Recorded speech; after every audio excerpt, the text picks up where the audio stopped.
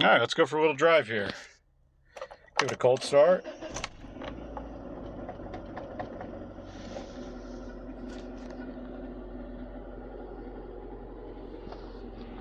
Starts right up.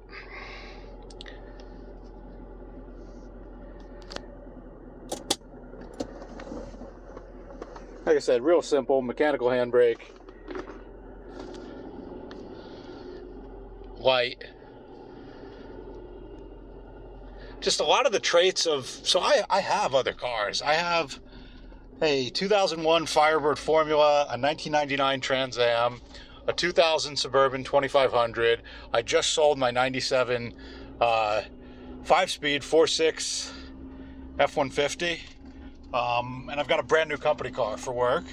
So it's not that I don't have other cars or don't have modern stuff. I really appreciate the simplicity and how much fun to drive and the view out and just the whole experience. So I figured I'd take you guys along for a little bit of that and try and capture it. So stepping out here, you'll notice first gear is not the longest gear in the world. And I am at, it's hard to see the mountains today, but I am at about 5,000 feet elevation here. So, not that these things were ever the most powerful, but you can take any acceleration with a little bit of a grain of salt at this type of elevation. You may notice some squeaks and rattles. This hardtop fits well, but from what the original owner told me, he never took it off. So I took off the front and resealed this front portion already.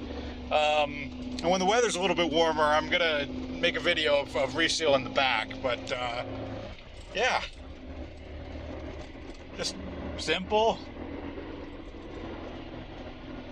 The view out is truly something else.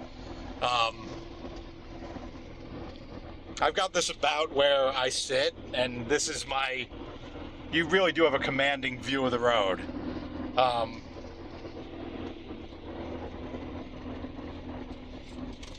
yeah, let's get it warmed up a little bit, and then maybe do a little bit of acceleration once it warms up a little bit here.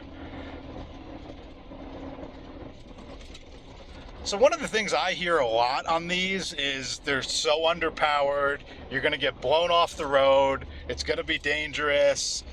Well, they're geared pretty short. So these have a 5:13 axle ratio, and first is very deep. I mean, first can't go more than 20, 21 miles an hour. So the gearing is good for the power level. It's better than you'd think. And I'm going to take it on the highway and show you guys and let you make your own judgments on if it's dangerous. And mind you, the speed limits are 70 to 80 miles an hour here in Utah. And I drove this thing home from Wyoming across I-80. And yeah, I could not hold 80, 85 on all the hills, but it wasn't dangerous or didn't overheat. And did it rev a little high? Yeah. Speaking on gearing though, this is a 96 to 98 version, this being a 98. Fifth gear on the 16 valves is a little bit longer actually than the 8 valves. It's a 0.8 gear ratio instead of a 0.86,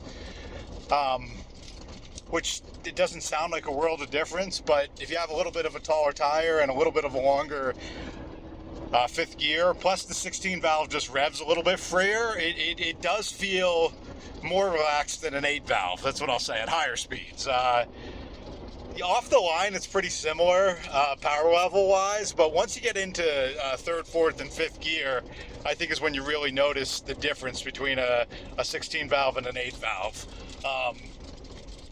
The 8 valve makes torque a little bit earlier, but the 16 valve is no slouch in terms of torque. It's very similar. I think the 8 valve might feel a little quicker because it works through its power band a little bit quicker. I believe it makes power almost 1,000 RPM sooner than the 16 valve makes peak power. So this doesn't make peak power until almost 6,000 RPM. But yeah, here I'm in fourth. yeah, we're gonna take it on the highway. It's warming up. We're getting there.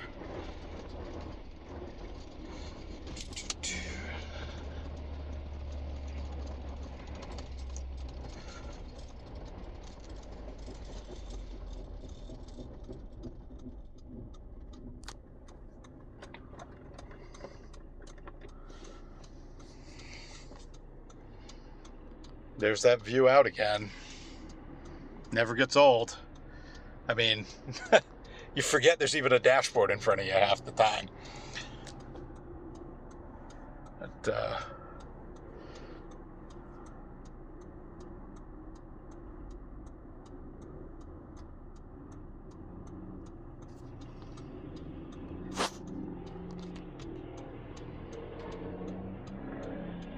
yeah, wind noise and isolation for just having a canvas top with no fabric, with seals that have all but deteriorated on both the doors.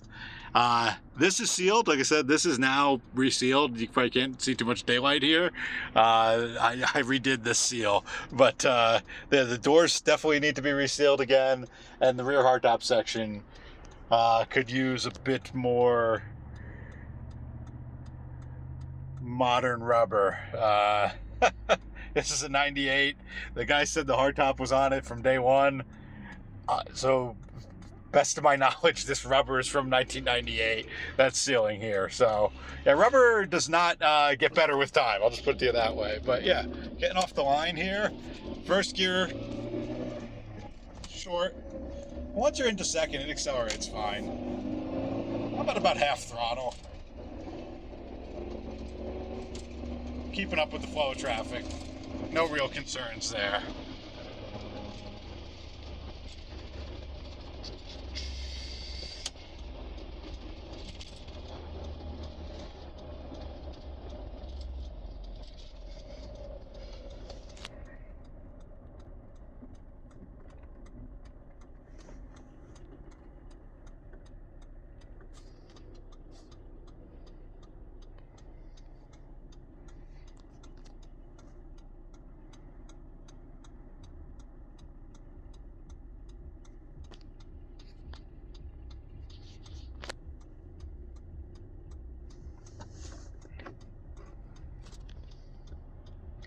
All right, let's see how she does on the highway. Let's see how dangerous this is.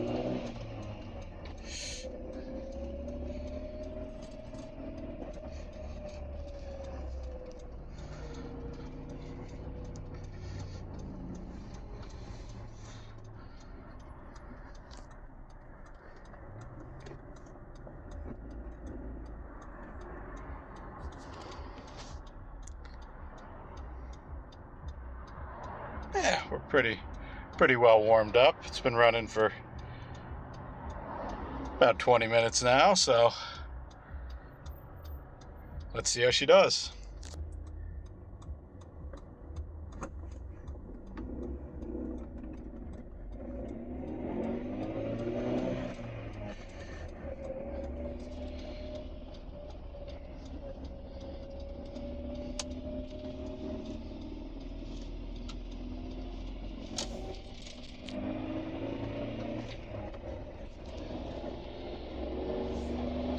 We're in third. Fourth.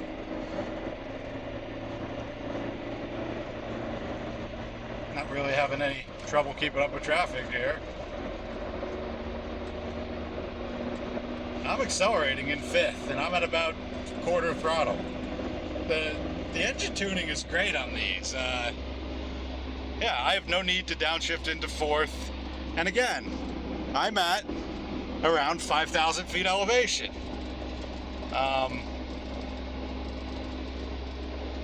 I can pass people in fifth gear, not a problem. It's not dangerously slow. I'm not getting blown all over the road. Is there some wind noise? Well, yeah. I'm going 60 miles an hour in an open top 2,500 pound vehicle. There's some wind noise. The hinges are may need a little grease. Is this undrivable? Is this dangerous? I don't think so.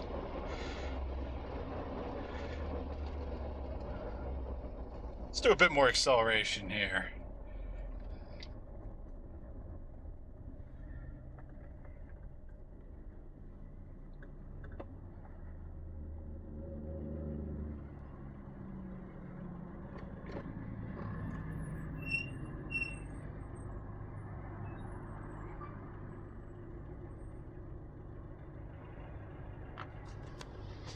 All right, let's see. You know, this should be a good race. I got a Penske truck and a dump truck here. Should be a pretty tight race.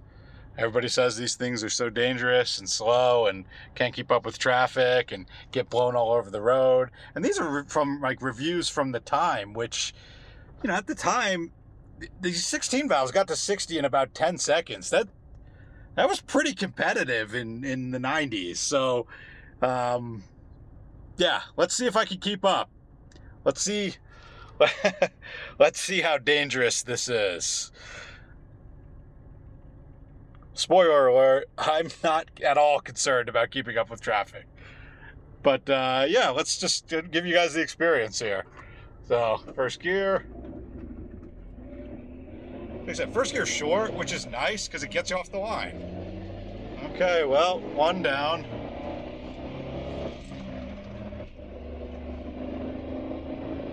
So here we are, third gear.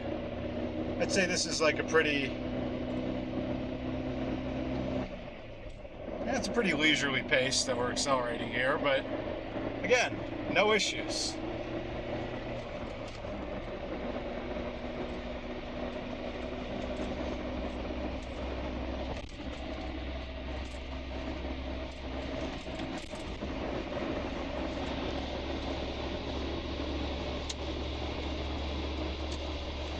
And these later models, with anyone who's got an earlier model will know what I'm talking about. At 65, you're under 3,500 RPM with this. And this speedometer is dead on accurate. So, yeah, these later models, if you can find one, make no mistake. Any rust-free tracker, Sidekick, Vitara, Sunrider, I don't even know what they call these things in some other parts of the world. Any rust-free one you should buy. But if you can find a 96 through 98, I just think it's really worth it. 95 may be the best year because you have the old school dash with the grab handle with the modern drivetrain.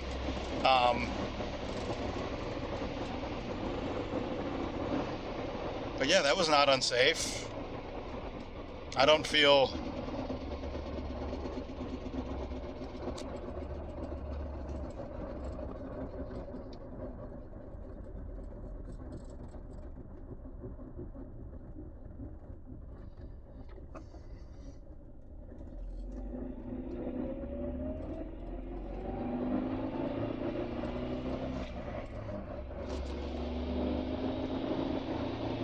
Can I keep up? Yeah, I'm doing fine. No concerns there, guys. Anyone's worried about drivability, yes, it's going to rev a little high. It has under 100 horsepower and 1.6 liters of fury here. It's going to rev a little high. Nothing to worry about, though.